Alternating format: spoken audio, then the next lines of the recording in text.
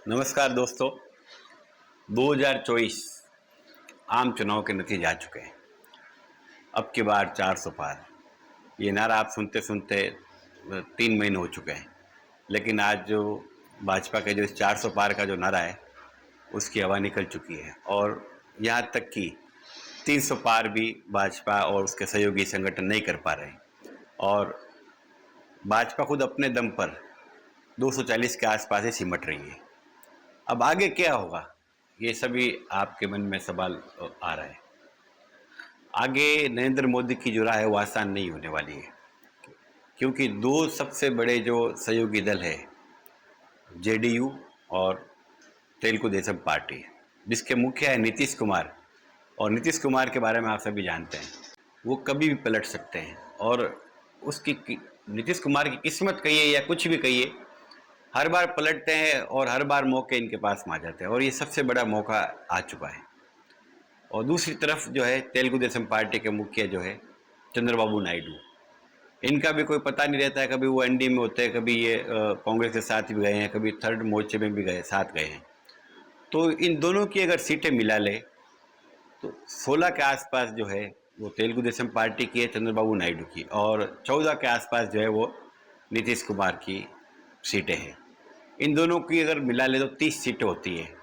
और अगर बीजेपी का जहाँ तक अभी जो चल रहा है 295, तो 295 में से अगर हम 30 सीटें बाहर निकाल देते हैं तो बीजेपी बहुमत से बाहर हो जाएगी। और हो सकता है ये दोनों ही दल इंडिया गठबंधन के पाले में भी जा सकते हैं। और अगर इंडिया गठबंधन के पाले में ये दोनों दल चले जाते हैं तो नरेंद्र मोदी का प्रधानमंत्री बनना बिल्कुल नामुमकिन सा हो जाएगा। इनके बारे में सभी जानते हैं और आप इस बारे में बिल्कुल ऐसा नहीं सोचे कि नरेंद्र मोदी जो है कैसे भी करके सरकार बना लेंगे। लेकिन इस बार परिस्थितियाँ बिल्कुल बदल चुकी है। उत्तर प्रदेश में ज़बरदस्त नुकसान हुआ है, राजस्थान में ज़बरदस्त नुकसान हुआ है, हरियाणा में भी नुकसान हुआ है। तो इसलिए भाजपा की जो सीटें कम हुई है और भाजपा ज़बरदस्त तरीके से कमज़ोर हुई है। और दूसरी तरफ अगर इंडिया गठबंधन का अगर हम देखें तो जहाँ तक अभी तक खबरें आ रही है कि इंडिया गठबंधन ने जो है नीतीश कुमार को उप प्रधानमंत्री बनने का ऑफर दे दिया है और वो तेलुगु देशम पार्टी से भी बात करने के लिए जा रहे हैं।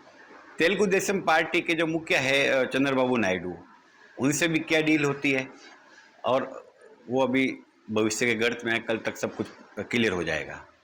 वहीं दूसरी ओर देखें तो नीतीश कुमार को जहाँ तक उप प्रधानमंत्री का जो है वो ऑफर इंडिया गठबंधन की तरफ से सूत्र की द्वारा जानकारी आ रही है, उनको दिया जा चुका है।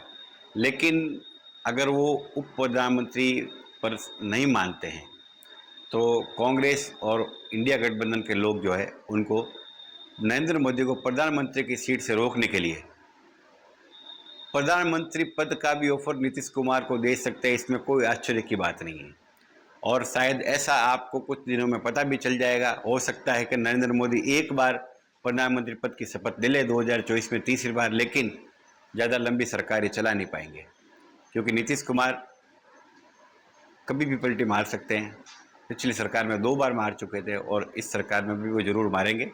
और अगर इंडिया गठबंधन ने उनको प्रधानमंत्री बनने का अगर पद का ऑफर दे दिया तो 100% नरेंद्र मोदी इस बार प्रधानमंत्री नहीं बन पाएंगे।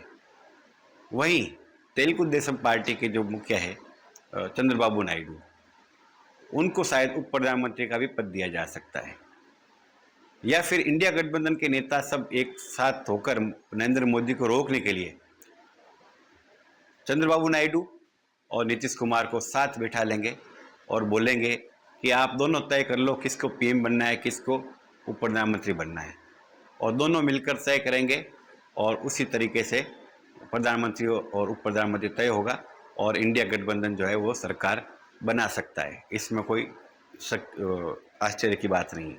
वहीं अगर आप दूसरी तरफ देखें, बीजेपी के पास में 240 के आसपास सीटें आ रही है। उसके साथ में जो है अगर चंद्रबाबू नायडू की पार्टी तेलुगु देशम पार्टी और उसके अलावा जो है अगर जनता दल यू नीतीश कुमार की पार्टी, इन दोनों को हटा दे तो उसके बाद में चिराग पासवान की पार्टी है, शिंदे की जो है वो पार्टी है, और अजीत पवार की पार्टी है। उसके अलावा भी काफ़ी छोटे-मोटे दल हैं जिनकी 2 सीटें, 3 सीटें हैं। तो वो भी अभी कोई इनका भरोसा नहीं है कि वो भी कहीं पे भी जा सकते हैं। तो वहीं दूसरी ओर अगर देखें, जो कांग्रेस के साथ जो गठबंधन में लोग हैं, जो अदर पार्टी जो कांग्रेस के साथ में गठबंधन में है 25 के आसपास जो दल, वो भाजपा में जाने की संभावना उनकी बहुत कम है, क्योंकि वो शुरू से ही भाजपा के साथ नहीं रहे हैं। इधर अगर कुल मिला के देखा जाए तो खतरा जो है भाजपा की तरफ ही है, और नरेंद्र मोदी को इस बार बहुत परेशानी होने वाली है। वो किसी भी तरीके से प्रधानमंत्री बनने में माहिर है, राजनीति के खिलाड़ी है अमित शाह और नरेंद्र मोदी दोनों। लेकिन इस बार पेच ऐसा फंसा है कि कोई सोच भी नहीं सकता। 400 पार की जो नारा देने वाली भाजपा खुद अपने दम पर बहुमत भी नहीं ला पा रही है, और पूरा एनडीए 300 भी पार नहीं कर पा रहा है। तो इस तरीके से अगर देखा जाए तो इंडिया गठबंधन की जो है इस बार चांदी हो गई है, और वो इस बार शायद सरकार भी बना ले, और पेश फिर इस बार नीतीश कुमार के हाथ में आ गया है, चंद्रबाबू नायडू के हाथ में आ गया है। और आगे की जो है वो आपको कल स्थिति पता चल जाएगी। लेकिन हमारा जो अनुमान है, आगे की जो भविष्यवाणी है, वो हम पहले भी बताते आए हैं। और आप अगर आप देखोगे तो इस तरीके से जो पेच भाजपा के खेमे में जो फंसा है, ये पेच ये निकालने में नरेंद्र मोदी को काफ़ी परेशानी का सामना करना पड़ेगा। और आगे की भी हम जानकारी आपको देंगे, राजनीतिक विश्लेषण करते रहेंगे। बहुत बहुत धन्यवाद।